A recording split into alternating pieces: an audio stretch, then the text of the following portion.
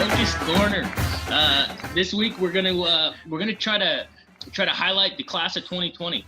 They've put 4 great years in with Rogers. There's been ups and downs, but there's been a lot to celebrate about what they've done for Rogers athletics and the school moving forward. So this week we've got Mr. Collins, Mr. Peter Collins, athletic director at Rogers High School, and then we've got Gene Bowen, football and track coach, with us as well to talk and kind of build off of what to do and how to elevate your game. We're going to start the episode with my favorite part of the year, and it's kind of the recap of everything that has taken place. And with that, I'm going to give it to Mr. Collins, and he's going to share with us some statistics. Yeah, well, it's also one of my favorite points of the year that at the end of the year we compile everything that our sports teams have done, and it's usually a pretty impressive list of things that you don't realize as you're going through until you put it all together. Today, I did kind of want to focus more on the seniors. I know that what you wanted the theme of this episode to be, and you know, our hearts just break for those seniors in spring sports that just haven't had a chance to finish out their careers. And so instead of the stats for just this one year, I wanted to focus on some stats for the seniors.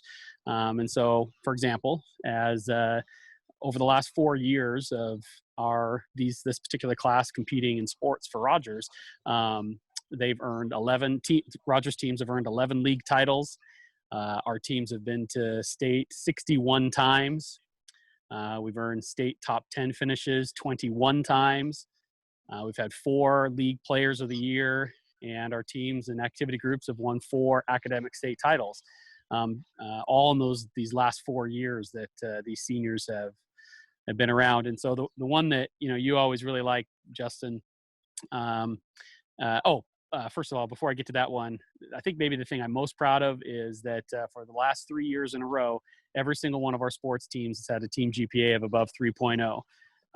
So for 3 out of these 4 years that these seniors are participating for us, they've been a part of some, not just great teams on the field, but some teams that are doing really well in the classroom as well.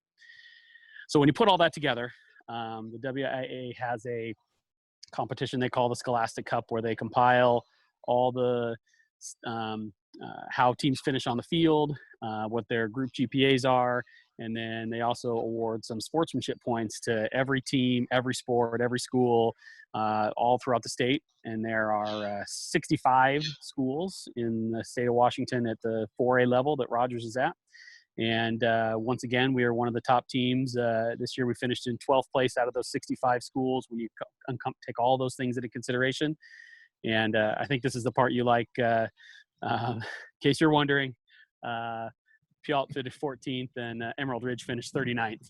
So once again, we topped those 2 schools. We do pretty much every year, and it's a great testament to the kids and coaches that we have working together here with our teams at Rogers. Yep, that's definitely my favorite part. It doesn't have the same kick as it does when when you're in the assembly giving it, but it's still definitely fun to hear, and you think back as a coach to all of those kids you got to work with and see compete. It's pretty awesome. Yeah. So speaking of the seniors, and I don't know if this is a transition you want or not, so we wanted to do something to all those spring seniors didn't get a chance to have their senior nights at the end of their seasons. And so if you've been following us on Twitter, we're trying to highlight some of those kids every day. We're going through, I think we had 55 or 60 seniors in spring sports, and we're trying to give them some love on Twitter. And that's at Our Rams Fight On. If you haven't followed us, please give us a follow and we'll check out some of those kids. Usually doing a couple a day if I can get them. Trying to get some photos from kids. So if you're a spring senior athlete and you haven't seen yourself on Twitter yet, and you got a picture laying around of yourself, send it my way. I'll give you some love and we'll get it out there to the world. You can just email me that picture and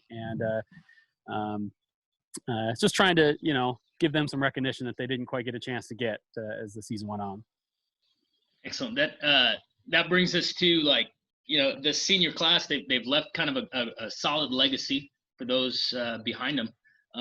What are some things that you've seen from this class and from others that the characteristics that make them great and help them leave that kind of framework?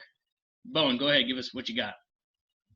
This group of seniors, I think there's been a kind of a general stick-to-itiveness, because while Pete kind of talked about a lot of the successes, it's not always perfect. It's not always wonderful, and some teams and some individuals struggle, and but they stuck with it and kind of persevered through some of the tougher times, and I think that's a real credit to them. I think the biggest credit in the discipline aspect of it is this group maintaining some consistency over time in the academic area as well.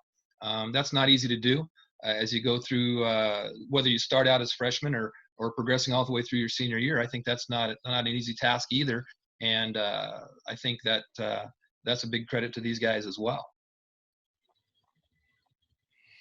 Yeah, I think one of the things that also stands out is that those stats that I read out, that's not just from one particular sport or some of the major sports. It's really a well-rounded look at all the different sports that we've had. And so we've got kids that are participating in a lot of things. You hear about kids that aren't the sport specialization, that are only focusing on one sport, and I don't think that has been as big a deal at Rogers. some of our best all of our best athletes at Rogers pretty much are all playing multiple sports, and that I think goes a long way to some of the success you see in all our programs.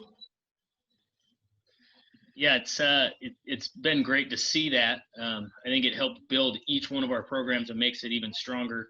I mean, the stats obviously show it, but just the relationships from one season to the next, and the just the camaraderie that's built because of that is incredibly valuable. Now, in terms of the students now, the kids that are coming behind them, what are some things? I mean, we talked about being a good student, not necessarily specializing.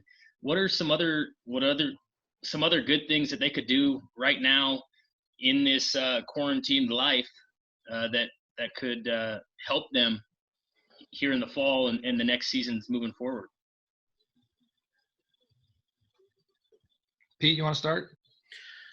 Well, I always, when I hear that question and I think about this world that we're living in right now, I'm sure I'm not going to get the quote exactly right, but I always think about what are you doing when no one's watching? Are you doing what's really necessary when no one's watching? Are you putting in the work? Are you putting the time, putting the practice in? Not when everybody's watching and cheering for you in the stands. I mean, everybody loves that, but what is hard to get through is the grind of when you're at home by yourself and all you can do is go in the backyard or go in the basement and work through some stuff. And that's the first thing I think of when I think about what this next group can be doing. It's amazing that I had the exact same thing down, and I kind of jotted a couple of ideas down earlier, and one of those was almost the exact same words. What are you doing when nobody's watching? It's that character issue. It's easy to be great when everybody's around and telling you how wonderful you are, and you get to display your performance and all that kind of stuff. But in this time now, you're not getting to perform. And so if you're somebody who has aspirations to the next level, you have to have the character. You have to have that perseverance and kind of stick-to-itiveness to do it on your own and hit the workouts and stay disciplined. I just sent out a deal to our coaching staff and our athletes about that circle of control thing kind of coming out of Frosty Westring, and it's that this whole illness, COVID-19, it's out of our control. You can only control your world and how you respond to it. And so the ones that really are passionate and want to move on, they're going to do the work. They're going to stick with being the best possible athlete they can be. so that they're ready when the competition does come around again. Yeah, it's an idea that I share with our wrestlers every year. You know, Ali talked about it. He called it the lonely work, right? Mm-hmm. He said it's the stuff that, you know, really you hate. You despise it. But in the end, when it's all said and done and you stand at the top victorious or better than you were before, it's easy to look back and say it was worth it. And it was better. I'm better for it. And it's valuable. That brings us to actually the next inductions to Coach Zentz's Grit Grid. We got 3 inductees this week. I'm going to showcase a little bit of video, and it's cool because they come across. They're all multi-sport athletes. Rosalind Zentz on the volleyball team, volleyball and track.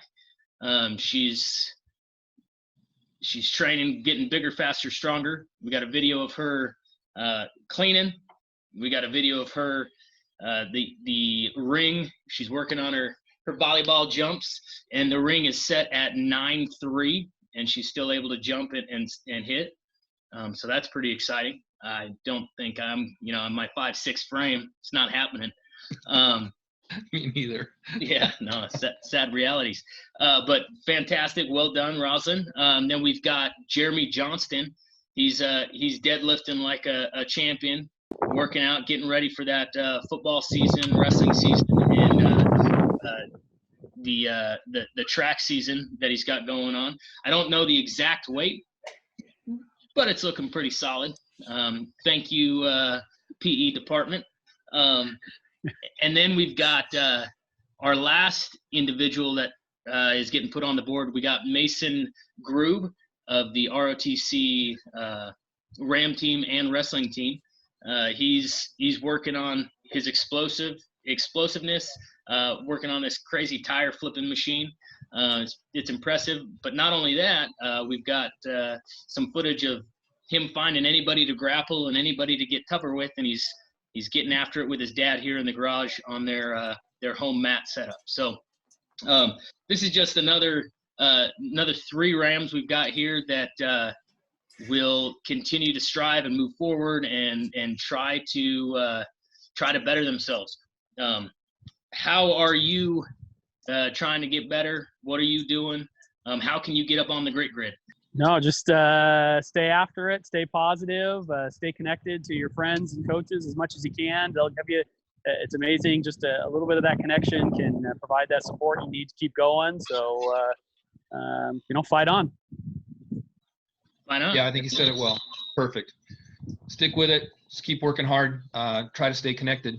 We're going to get back to it. It's just a matter of time. We need to be ready when we do actually get back to it. So keep hanging in there. All right. Thank you for joining us here for the second installment of Coach's Corner. We will see you next week. Go Rams.